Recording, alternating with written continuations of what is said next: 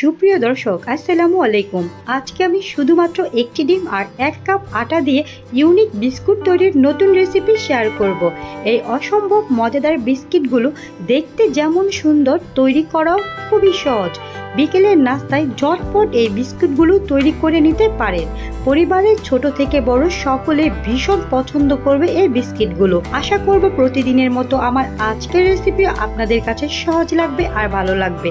যদি রেসিপি ভালো লেগে থাকে তাহলে অবশ্যই আমার চ্যানেলটি সাবস্ক্রাইব করে রাখবেন। চলুন তাহলে রেসিপি শুরু করা যাক।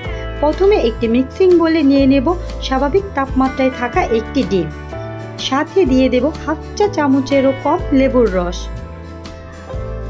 হাফ কাপ চিনি, হাফ চা চামচ লবণ। এখন একটি কাঁটা চামচের সাহায্যে সবগুলো উপকরণ একসাথে খুব ভালোভাবে মিশিয়ে নেব।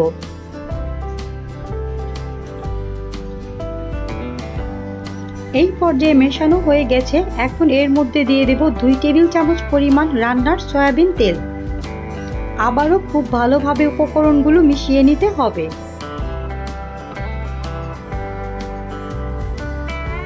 কিছুক্ষণ মিশিয়ে নিলেই মিশ্রণটি এরকম হবে। এখন এর মধ্যে দিয়ে দিচ্ছি 1 কাপ আটা। আপনারা চাইলে আটার পরিবর্তে এর মধ্যে ময়দা দিয়েও ব্যবহার করতে পারেন। এখন কাঁটা চামচের সাহায্যে সবগুলো উপকরণ একসাথে মিশিয়ে নিতে হবে।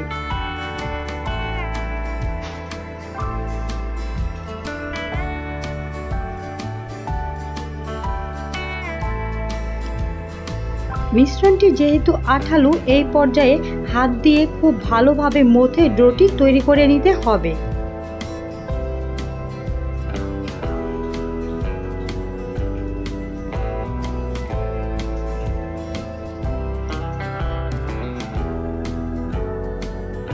কিছুক্ষণ মথে নিলেই বিস্কিটের জন্য ব্যাটারটি রেডি হয়ে যাবে।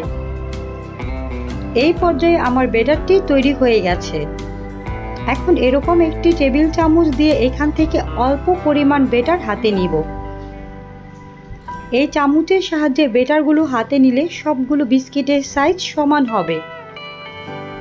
প্রথমে একটু গোল করে তারপর হাতের তালুতে নিয়ে একটু চ্যাপ্টা করে নেব। এখন একটি ছুরির সাহায্যে এইভাবে একটি ডিজাইন তৈরি করে নেব। আপনাদের দেখে একটু বুঝে নিতে হবে আমি কিভাবে ডিজাইনটি তৈরি করে নিয়েছি।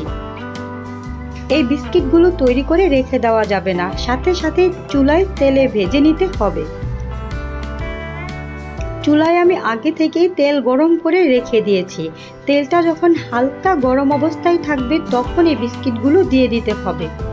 আর আপনারা একসাথে চাইলে অনেকগুলো বিস্কিট ভেজে নিতে পারেন। 2-1 মিনিট যাওয়ার পর বিস্কিটগুলোকে উল্টে দিতে হবে। দেখুন এই পর্যায়ে বিস্কিটগুলো ফুলতে শুরু করেছে। এইভাবে উল্টে পাল্টে নেড়ে চেড়ে গোল্ডেন ব্রাউন কালার করে বিস্কিটগুলোকে ভেজে নিতে হবে।